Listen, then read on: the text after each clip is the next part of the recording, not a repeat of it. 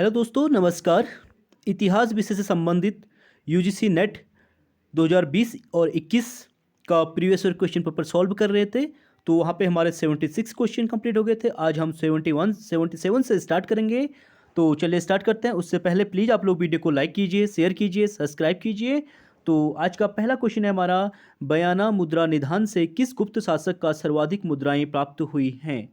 तो बयाना मुद्रा निधान से जो है आपका चंद्रगुप्त द्वितीय यानी विक्रमादित्य की जो है सर्वाधिक मुद्राएं प्राप्त हुई हैं। आप देख सकते हैं बयाना मुद्रा निधान से गुप्त वंश के शासक चंद्रगुप्त द्वितीय की सर्वाधिक मुद्राएं प्राप्त हुई हैं। चंद्रगुप्त द्वितीय विक्रमादित्य 375 से 76 375-76 से 415 ईस्वी ने परम भागवत सहनसांक एवं सकारी की उपाधियां धारण की। इन्होंने स्वर्ण, रजत एवं ताम्र की मुद्राएं जारी किया था और चंद्रगुप्त द्वितीय ने 8 प्रकार की स्वर्ण मुद्राएं प्रचलित करवाई थी, जिसमें सर्वप्रथम जो है धनुर्धारी प्रकार की मुद्रा थी, जो सर्वाधिक संख्या में बयाना से प्राप्त हुई है। और चंद्रगुप्त प्रथम ने कुमारदेवी प्रकार के सोने के सिक्के जारी किए थे। इसके अलावा लिच्छवी प्रकार, राजा रानी प्रकार आदि प्रकार के मुद्राएं जारी किए थे। और समुद्रगुप्त ने 6 प्रकार की स्वर्ण मुद्राएं जारी किया, जिसमें गरुड़ प्रकार की, धनुर्धारी प्रकार की और अश्वमेघ प्रकार की थी। कुमारगुप्त ने सर्वाधिक 15 प्रकार की स्वर्ण मुद्राएं जारी किए, जिसमें अप्रतिहा प्रकार, मयूर, कार्तिकेय प्रकार आदि प्रकार की मुद्राएं जारी की थी। अगला है हमारा कथन और कारण से संबंधित क्वेश्चन। जब कोई योद्धा राजा के लिए युद्ध करते हुए उत्कृष्ट पराक्रम दर्शाते हुए वीरगति को प्राप्त होता था, तब उसके आश्रितों को जीविका के लिए भूमि प्रदान की जाती थी, जिसे मृत्युवृत्ति के कहा जाता था। ठीक है, मृत्युवृत्ति कहा जाता था। तो कारण है इसका, कथन दूसरा है, एक चंदेल शिलालेख में ऐसी ही मृत्युवृत्ति के अनुदान का विवरण है। तो यहाँ पे इसका राइट स्टेटमेंट ए हो जाएगा, यानी ए और आर दोनों क्या है, राइट है। आप देख सकते हैं इसका एक्सप्लेनेशन। 8वीं शताब्दी से लेकर 12वीं शताब्दी तक बुंदेलखंड और उत्तर प्रदेश के दक्षिणी पश्चिमी भाग पर चंदेल वंश के शासन किया था, जो भारत का प्रसिद्ध राजपूत वंश है। और चंदेल मूल रूप से गुज्जर प्रतिहारों के जागीरदार थे और इस वंश का संस्थापक नन्नुक नामक व्यक्ति था। चंदेल वंश अपनी स्थापत्य कला के लिए प्रसिद्ध है, जिसके प्रमुख उदाहरण कंदरिया महादेव मंदिर, 64 योगिनी मंदिर, लक्ष्मण मंदिर आदि प्रमुख हैं। और त्रिलोकी वर्मन 1203 से 1247 ईस्वी अजयगढ़ शिलालेख से पता चलता है कि युद्ध भूमि में, ठीक है, युद्ध भूमि में उत्कृष्ट पराक्रम दर्शाते हुए वीरगति को प्राप्त करने वाले योद्धाओं के आश्रितों को जीविका के लिए भूमि प्रदान किया जाता था, जिसे मृत्युवृत्ति कहा जाता था।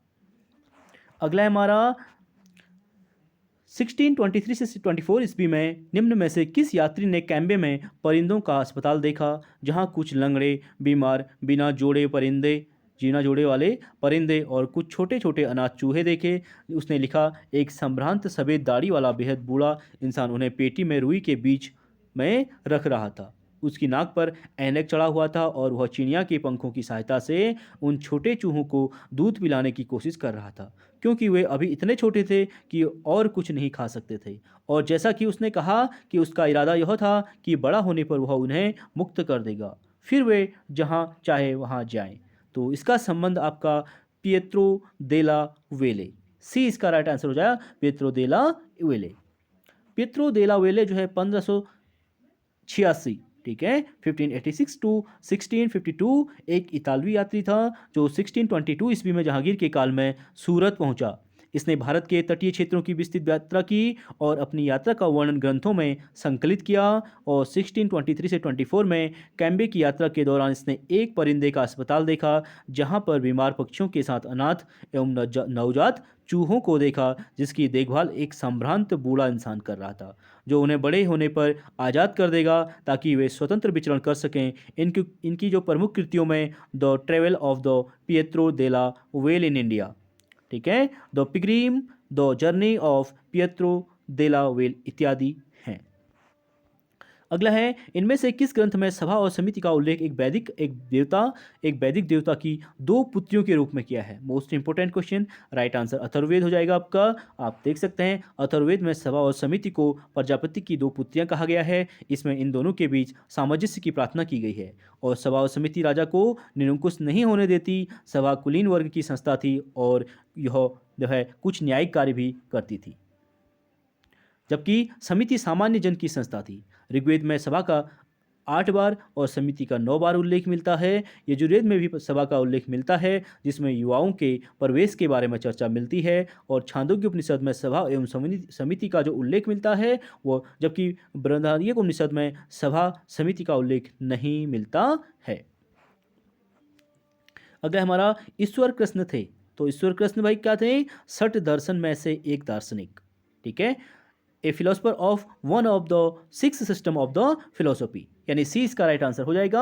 आप देख सकते हैं वैदिक दर्शनों में 6 दर्शन, 6 दर्शन अधिक प्रसिद्ध और प्राचीन हैं। 6 दर्शन इस प्रकार हैं: सांख्य, योग, न्याय, वैशेषिक, मीमांसा और वेदांत। इन 6 के 6 वेदांगों से संबंधित जो इनके प्रमुख हैं, रचयिता हैं, इनका मैंने हिस्ट्री के एक पर्सनल वीडियो में डाला हुआ है, आप इसको देख सकते हैं। इसके प्रणेता प्लेलिस्ट में जाके आप चेक कर सकते हैं। इसके प्रणेता क्रमशः कपिल, पतंजलि, गौतम, कणाद, जैमिनी और वादरायण थे। आपको इनके रचनाकार भी नीचे दिए गए हैं। कपिल किसके हो जाएंगे? सांख्य के। पतंजलि किसके हो जाएंगे? योग के। न्याय के गौतम हो जाएंगे। वैशेषिक के कणाद हो जाएंगे। मीमांसा के जैमिनी हो जाएंगे। वेदांत के वादरायण। और सांख्य दर्शन का सबसे प्राचीन और प्रमाणिक ग्रंथ जो है सांख्य कारिका है, जिसकी रचना ईश्वर कृष्ण द्वारा की गई। और ईश्वर कृष्ण सांख्य दर्शन के महत्वपूर्ण दार्शनिक थे।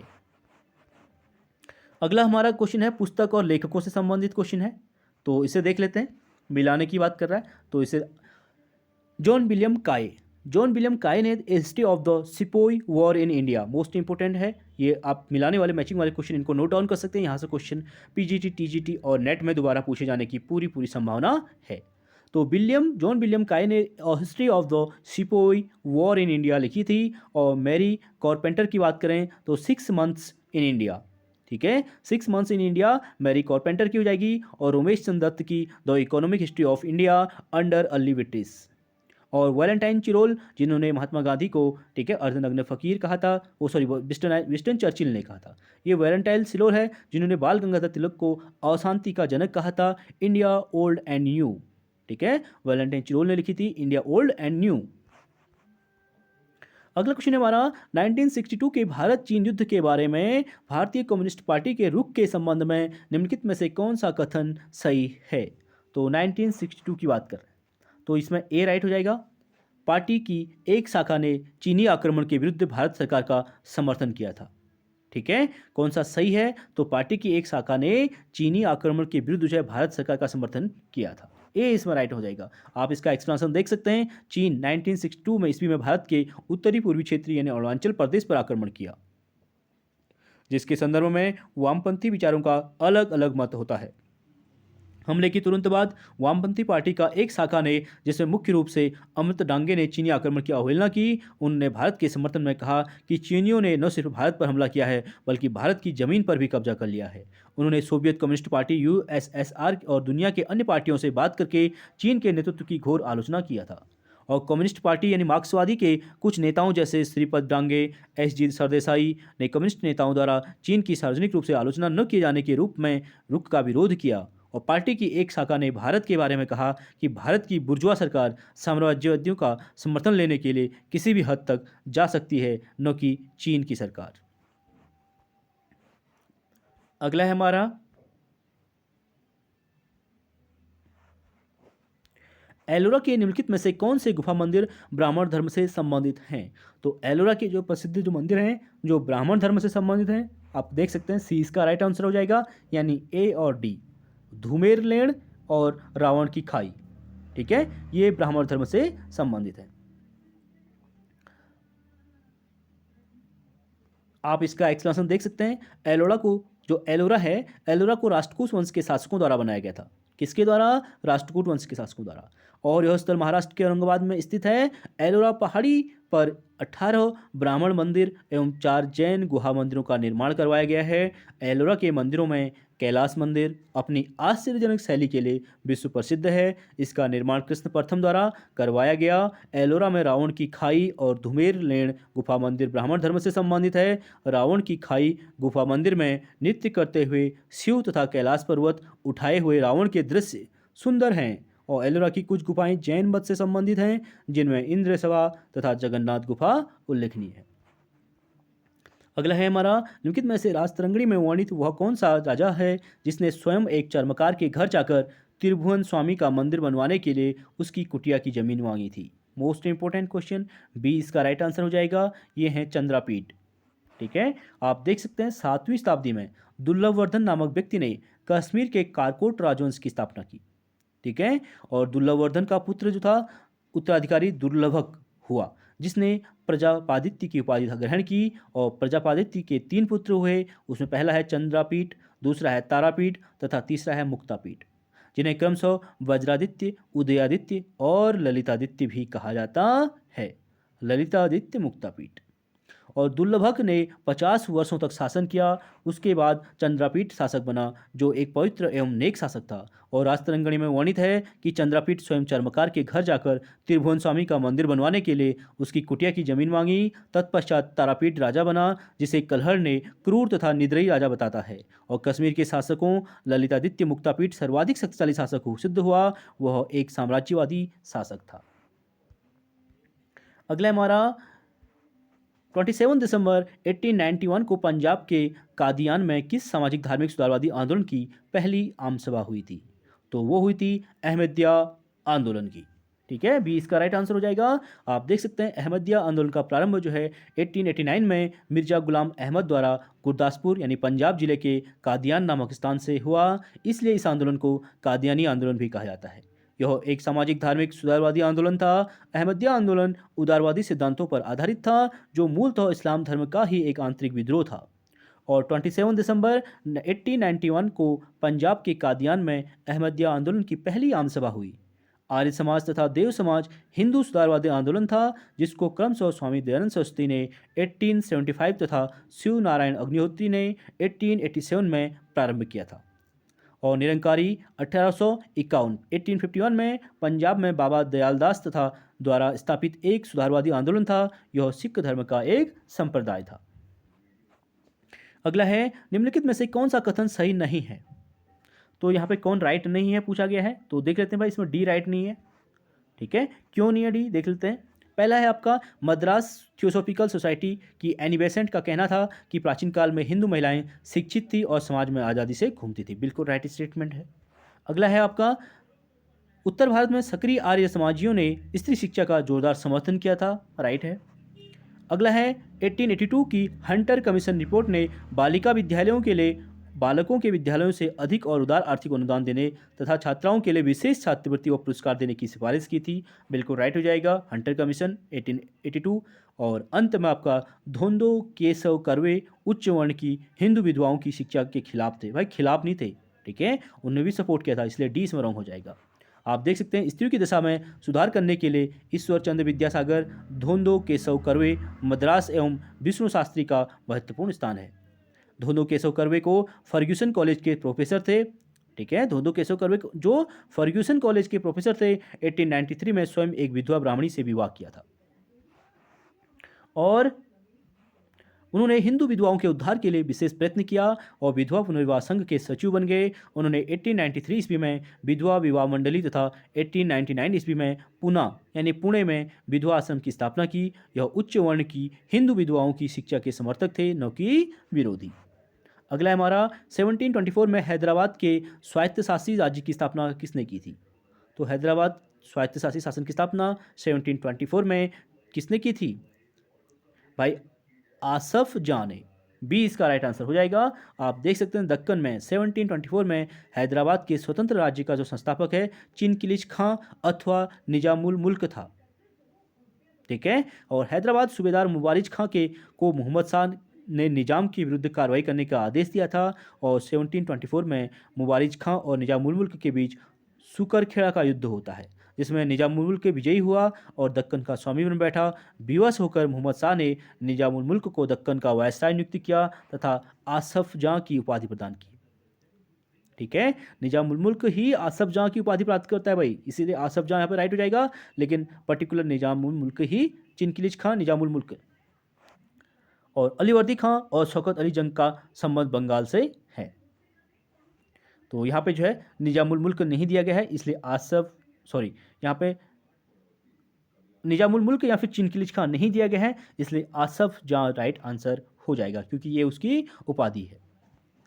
अगला है हमारा, ऐतिहासिक लेखन में व्याख्या के संदर्भ में निम्न में से कौन से कथन सही हैं? तो कौन कौन से राइट हैं पूछा गया है, तो देख लेते हैं भाई। सी राइट है इसमें, बी सी डी, यानी बी सी डी ए इसमें रॉन्ग है। क्यों रॉन्ग है? ऐतिहासिक पद्धति के आवश्यक चरण के रूप में व्याख्या का स्थान आलोचना तथा उद्घाटन के परे जान पड़ता है, तो ये रॉन्ग हो जाएगा। और बी है आपका, विवेचनात्मक निर्णय के लिए यह जानना जितनी बड़ी चुनौती है कि किसी दस्तावेज का क्या अर्थ है, उतनी ही बड़ी यह भी है कि उसे कब किसने लिखा और क्या उस पर विश्वास किया जा सकता है। बिल्कुल राइट स्टैंड भी हो जाएगा। सी है आपका, ऐतिहासिक आंकड़ों का साहित्यिक प्रतिपादन बहुत हद तक इस बात पर निर्धारित होता है कि कोई उसकी व्याख्या कैसे करता है। ये भी राइट हो जाएगा। सी है, तथ्यात्मक व्याख्या का संबंध जो है दस्तावेज के तथ्यों से होता है, शब्दों से नहीं, इसलिए डी बी यानी बी सी डी इसमें राइट हो जाएगा और ए इसमें रॉन्ग हो जाएगा। आप इसका एक्सप्लेनेशन जो है देख सकते हैं। यानी ऐतिहासिक लेखन में विवेचनात्मक निर्णय के लिए यह जानना जितनी बड़ी चुनौती है कि किसी दस्तावेज का क्या अर्थ है, उतनी ही बड़ी यह भी है कि उसे कब और किसने लिखा और क्या उस पर विश्वास किया जा सकता है। ऐतिहासिक आंकड़ों का साहित्यिक प्रतिपादन बहुत हद तक इस बात से निर्धारित होता है कि कोई उसकी व्याख्या कैसे करता है। इतिहास लेखन में तथ्यात्मक व्याख्या का संबंध दस्तावेज के तथ्यों से होता है, शब्दों से नहीं। अगला है हमारा, वह वाद विवाद तथा शास्त्रार्थ में गहरी दिलचस्पी रखता था और जब श्रीनाथ ने उसके राजकवि डिडिम्मा को एक शास्त्रार्थ में परास्त कर दिया तो उसने उसे श्रीनाथ को कवि सार्वभौम की उपाधि से सम्मानित किया और उसे सोने के सिक्कों से नहलाया। विजयनगर के उस शासन की पहचान करें, तो वो था आपका देवराय द्वितीय। ठीक है, मोस्ट इंपोर्टेंट शासक है देवराय द्वितीय और शक्तिशाली शासक माना जाता है। आप देख सकते हैं इसका एक्सप्लेनेशन। देवराय द्वितीय जो है संगम वंश यानी विजयनगर का महानतम शासक था। इसने गजबेटकर, इमादी देवराय, प्रौढ़ देवराय तथा पौराणिक आख्यानों में से इंद्र का अवतार मानते हैं।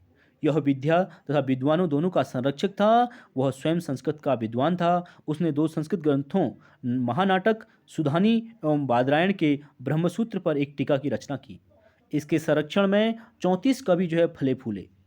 आप सोच सकते हैं, जिसमें से डिडिम्बा उसका दरबारी कवि था। जब तेलुगु कवि श्रीनाथ ने डिडिम्बा को शस्त्रार्थ में पराजित कर दिया तो देवराय द्वितीय ने श्रीनाथ को कवि सार्वभौम की उपाधि से सम्मानित किया और उसे सोने के सिक्कों से नहलाया। हरिहर द्वितीय, मल्लिकार्जुन तथा विरूपाक्ष द्वितीय भी विजयनगर के महत्वपूर्ण शासक थे। अगला हमारा क्वेश्चन है आपका पैसे से संबंधित। ठीक है, तो पैसे से संबंधित क्वेश्चन आपके लिए इंपॉर्टेंट नहीं है, क्योंकि आप पैसे वैसे भी कर सकते हैं। तो हम 94 से देखेंगे।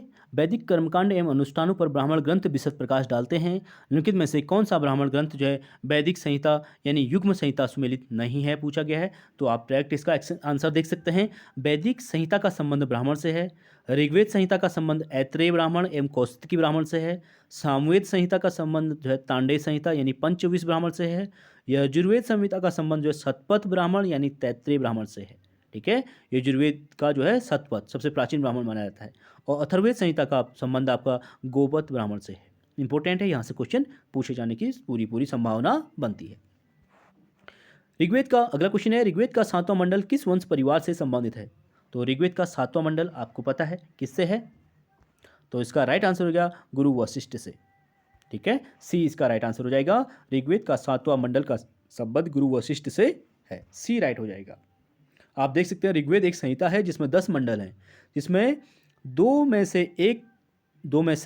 1 तक के मंडल 2 में से 7 तक के मंडल सबसे पुराने माने जाते हैं। पहला और 8वां 9वां 10वां मंडल परवर्ती काल का है। 10वां मंडल जिसमें पुरुष सूक्त भी है जो सबसे बाद का है। इनमें से 7वां मंडल ऋषि वशिष्ठ से संबंधित है और ऋग्वेद के 7वें मंडल में 10 राज युद्ध का वर्णन भी हुआ है जो रावी परशुनी नदी के तट पर लड़ा गया था। और यह युद्ध भरत वंश, तिरुत्सु राजवंश के राजा सुदास और तथा अन्य 10 अन्य जनों के राजाओं के बीच लड़ा गया था। और इस युद्ध का कारण राजा सुदास द्वारा अपने पुरोहित विश्वामित्र को हटाकर उनकी जगह वह गुरु वशिष्ठ को नियुक्त करना था। और इसमें विजय जो है सुदास की हुई। और 5वें मंडल में अग्नि, ठीक है, 5वें मंडल में अत्रि का और 6ठे मंडल में भारद्वाज का तथा तृतीय मंडल में विश्वामित्र से संबंधित है। अगला है हमारा क्वेश्चन, फिर पैसेज दिया गया है तो पैसेज छोड़िए, हम सीधे क्वेश्चन करेंगे। निम्न में से कौन आंदोलन की वैकल्पिक धारा नहीं थी उस पर उसके समानांतर अवश्य थे। ठीक है, आंदोलन की वैकल्पिक धारा से संबंधित नहीं थे, उसके समानांतर अवश्य थे। तो इसका राइट आंसर बी हो जाएगा, यानी ACD। गदर आंदोलन हो गया, इंडियन नेशनल आर्मी हो गई और रॉयल इंडियन नेवी हो गया जो नेवी विद्रोह हुआ था। ठीक है, सविनय अवज्ञा आंदोलन का संबंध इससे नहीं है। आप इसका एक्शन देख सकते हैं। भारतीय स्वतंत्रता आंदोलन में भारतीय राष्ट्रीय कांग्रेस ने महत्वपूर्ण भूमिका निभाई और भारतीय राष्ट्रीय कांग्रेस की स्थापना 28 दिसंबर 1885 में मुंबई के गोकुलदास तेजपाल संस्कृत कॉलेज में हुई थी। यह एक राजनीतिक संगठन नहीं बल्कि जन आंदोलन भी है और जिसमें अलग अलग राजनीतिक और वैचारिक दृष्टि रखने वाले व्यक्ति और समूह शामिल थे। अगला है हमारा, निम्न में से गैर कांग्रेसी आंदोलन था। तो गैर कांग्रेसी आंदोलन जो है all India depressed classes mission society of India. ठीक है, सी इसका राइट आंसर हो जाएगा। आप देख सकते हैं all India depressed classes mission society of India एक गैर कांग्रेसी आंदोलन था जिसका नेतृत्व मुख्य दलित जातियों में ने अपने अधिकारों के प्रति जागृति पैदा करना था। यह सोसाइटी महाराष्ट्र के BR शिंदे यानी विट्ठल रामजी शिंदे ने 1906 ईस्वी में स्थापित किया था। इस सोसाइटी के प्रथम अध्यक्ष NG चंद्रावरकर को बनाया गया था और इनके प्रयास से 1918 में प्रथम अखिल भारतीय दलित वर्ग सम्मेलन का आयोजन किया गया जिसमें सर्वप्रथम अखिल भारतीय अस्पृश्यता विरोधी घोषणा पत्र जो है जारी किया गया और चरमपंथी कांग्रेस से संबंधित थे। 1907 में कांग्रेस के सूरत अधिवेशन में 2 हिस्सों नरमपंथी और अतिवादियों के बीच जो है विभाजन हो जाता है और आगे चलकर 1916 में ये एक हो जाते हैं। आप इसका एक्सप्लेनेशन और रीड कर सकते हैं। हम अगले क्वेश्चन की बात करेंगे। भारतीय राष्ट्रीय आंदोलन में किस प्रकार के लोग नहीं जुड़े थे? तो कौन से लोग नहीं जुड़े थे? तो इसका राइट आंसर हो जाएगा आपका ए, यानी साम्राज्यवादी लोग इसमें नहीं जुड़े थे। मध्यमार्गी, साम्यवादी और स्वराजी इसमें जुड़े थे। जो साम्राज्यवादी इंपीरियलिस्ट लोग जो है इससे संबंधित नहीं है। आप इसका एक्सप्लेनेशन देख सकते हैं। भारतीय राष्ट्रीय आंदोलन का आरंभ 1885 ईस्वी में कांग्रेस के गठन से माना जाता है और भारतीय राष्ट्रीय आंदोलन में व्यापक रूप से अलग अलग राजनीतिक और वैचारिक दृष्टि रखने वाले व्यक्ति और समूह शामिल थे, किंतु साम्राज्यवादी लोग इस आंदोलन से नहीं जुड़े थे। अगला हमारा, निम्नलिखित में से कौन सा सत्याग्रह आंदोलन इंडियन नेशनल कांग्रेस के कार्यक्रम का हिस्सा नहीं था? तो कौन नहीं था? महाद स्वीट टैंक सत्याग्रह। ठीक है, इंडियन नेशनल कांग्रेस का कार्यक्रम जो है महाद स्वीट टैंक सत्याग्रह नहीं है। बाकी भारत छोड़ो आंदोलन, असहयोग आंदोलन और रॉलेट एक्ट का इससे संबंध है। आप इसे देख सकते हैं। महाद स्वीट टैंक जो है मीठा जलाशय सत्याग्रह जो है भीमराव अंबेडकर की अगुवाई में 1927 में महाराष्ट्र राज्य के रायगढ़ जिले में महाद नामक स्थान पर दलितों को सार्वजनिक चबदार तालाब से पानी पीने और इस्तेमाल करने का अधिकार दिलाने के लिए किया गया था। यह एक प्रभावी सत्याग्रह था और यह सत्याग्रह भारतीय राष्ट्रीय कांग्रेस के कार्यक्रम का हिस्सा नहीं था। अगला है, इंडियन नेशनल कांग्रेस की कार्यवाहियों में महिलाओं ने किस वर्ष भाग लिया था? Most important question. तो इंडियन नेशनल कांग्रेस की कार्यवाहियों में जो महिलाओं ने भाग लिया था 1889 में।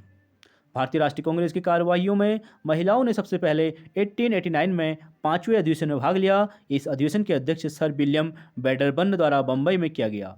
इसी अधिवेशन में 21 वर्षीय मताधिकार का प्रस्ताव पारित हुआ। इसके बाद 1890 में 6ठे अधिवेशन में कलकत्ता विश्वविद्यालय की पहली महिला स्नातक कादम्बिनी गांगुली ने भी संबोधित किया और श्रीमती एनी बेसेंट, सरोजिनी नायडू, नेली सेनगुप्ता ने क्रमशः 1917 कलकत्ता, 1925 कानपुर और 1933 कलकत्ता में भारतीय राष्ट्रीय कांग्रेस की अध्यक्षता की थी। 1917 कलकत्ता एनी बेसेंट, 1925 कानपुर सरोजिनी नायडू, 1933 कलकत्ता नेली सेनगुप्ता। तो चलिए फ्रेंड्स, आज के लिए इतना ही, बाकी नेक्स्ट क्लास में करेंगे। आई होप वीडियो पसंद आई होगी। प्लीज़ वीडियो को लाइक, शेयर और सब्सक्राइब जरूर कीजिए आप लोग। तो अब हम जो है UGC नेट परीक्षा 2020-21 का शिफ्ट सेकंड का करेंगे। ठीक है, फर्स्ट हमारा कंप्लीट हुआ और अगली वीडियो में हम सेकंड पार्ट करेंगे। तो प्लीज़ आप लोग वीडियो को लाइक शेयर सब्सक्राइब जरूर करें। Thank you so much. Share जरूर करें। Thank you so much.